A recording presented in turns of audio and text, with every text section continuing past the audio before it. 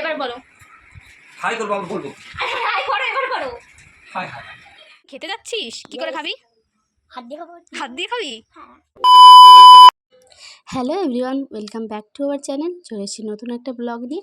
আর আজকে আমরা যাবো দিদি বাড়িতে, কারণ দিদির মেয়ের জন্মদিন, তাই তো সেইভাবে কোনো প্ল্যান হয়েছিল না যাওয়ার। ওই জন্য সকাল সকাল দেখো উঠে, যেদিন আর কি যাবো সেদিনই সকালবেলায় উঠে যে বেরিয়ে পড়েছি গিফট কেনার জন্য। তো এখান থেকে আমাদের গিফট নেওয়া হয়ে গেছে, এবার বাড়িতে যাব, বাড়ি গিয়ে রেডি হয়ে তারপরে বেরোবো। তো চলো তোমরা ব্লগটা দেখতে থাকো। গাইস, আমাদের গিফট কেনা কমপ্লিট। দেখো এই রোদের ভিতর যাচ্ছি, মানে কি বলবো, আমি তো তাকাতেই পাচ্ছি না আপনাকে। তো চলো একবার বাড়ি গিয়ে দেখা হচ্ছে।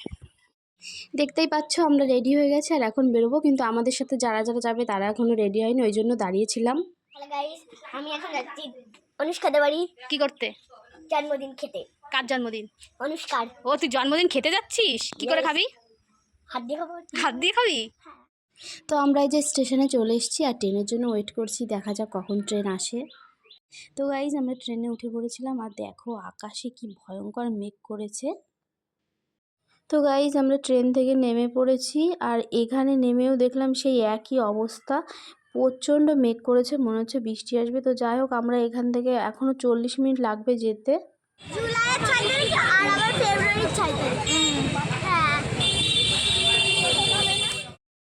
তো গাইজ দেখতে পাচ্ছ আমরা গাড়িতে উঠে পড়েছি আর তোমাদের আগেই তো বললাম যে স্টেশন থেকে অনেকটাই দূর যাব। আর যেহেতু মেঘও করেছিল তো আমরা একটু মানে টেনশানে ছিলাম যে কি হবে, কথা বলতে বলতে হালকা বৃষ্টি শুরু হয়ে গেছিলো। এই হালকা বৃষ্টিটাই যে এত জোরে হয়েছে না কি বলবো, কিছু দেখা যাচ্ছিল না, কিন্তু তাও এই কাকুটা ভালো যে পুরো গাড়িটা এই বৃষ্টির ভিতরে কোথাও থামায়নি, চালিয়ে নিয়ে গেছে। আর এই যে আমাদের নামিয়েও দিল, বৃষ্টি এখনও হয়ে যাচ্ছে। আর যে দেখতে পাচ্ছ আমরা নেমে গেছি আর এবার আমরা এখান থেকে যাব ওই পাশের থেকে টোটো ধরতে হবে। আর যেহেতু বৃষ্টি হচ্ছে তো মানে কি বলবো, এখানে একটু ওই পাশে যেতে অসুবিধা হবে আমাদের, যেহেতু আমাদের সাথে বাচ্চা আছে। তো যাই হোক, এখন এখানে দাঁড়িয়ে থেকে তো কোনো লাভ নেই। ভিজে ভিজে চলে আসছে। আর এই যে হলো শেখার ডেগাল, এর বার্থডে। সারা জায়গা। তো সবাই ওকে বার্থডে উইশ করে দিও কালকে। হ্যাঁ, চেঞ্জ করে এই যে বসে আছি। বলো হাই করবো, আমি বলবো হাই করো, এবার করো। High high high. আমার সুন্দর সুন্দর শালিরা হাই করো।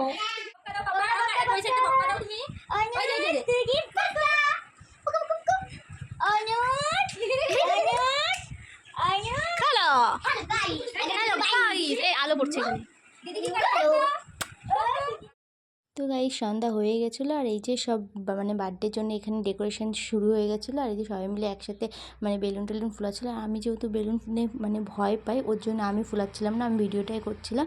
আর এই যে এক পর এক মানে এখানে ডেকোরেশনের কাজ চলছে। আর এই দেখো তার মাঝখানে আমার দিদি একটু বেলুন নিয়ে কেমন ভাবটা করে দিল। আর এই যে দিদি এখানে বেলুন সেট করছিল। তো গাইস এই যে দেখতে পাচ্ছ পুরো ডেকোরেশনটা কমপ্লিট হয়ে গেছে, একটু পরে কেক কাটিং হবে। আর এই যে দেখতে পাচ্ছ বার্থডে গার্লও রেডি হয়ে চলে এসেছে, একটু পরে কেক কাটিং হবে। তো গাইজ এই যে কেক কাটিং হওয়ার আগে গিফট দেওয়ার পালা ছিল, তো গিফট দেওয়া হয়ে গেলে সব মানে কেক কাটিং শুরু হবে।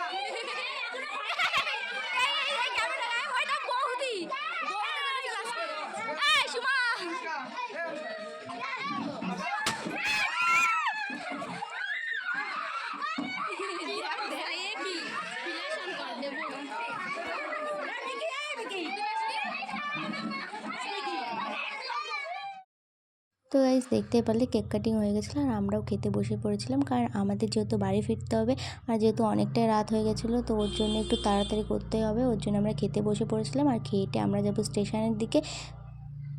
আর এই যে দেখতে পাচ্ছি এখানে যাবো আমাদের টেবিল চেয়ার সব মানে পরিষ্কার করে দিচ্ছে।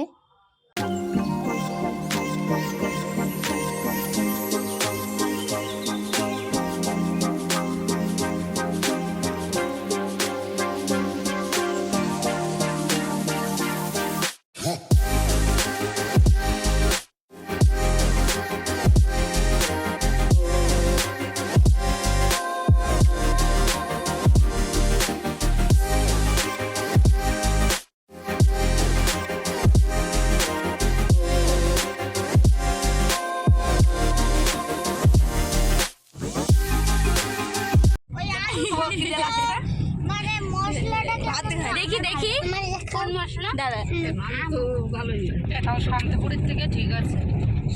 আমি তো শুধু শোধো এই যে দাঁড়িয়ে রয়েছি বাসের জন্য, এই যে সবাই মিলে দাঁড়িয়ে রয়েছে বাসের জন্যে। তো গাইজ এই যে আমরা ট্রেনে উঠে পড়েছিলাম আর আমাদের বাড়ি পৌঁছাতে পৌঁছাতে অনেকটা রাত হয়ে গেছে। আর দেখতে পাচ্ছি একটা টোটোতে আমরা কতজন উঠেছি। তো আজকের মতন ব্লগটা এখানেই শেষ করছি, দেখা হবে নেক্সট কোনো ব্লগে। আর তখন সবাই সুস্থ থাকবেন, ভালো থাকবেন, টাটা।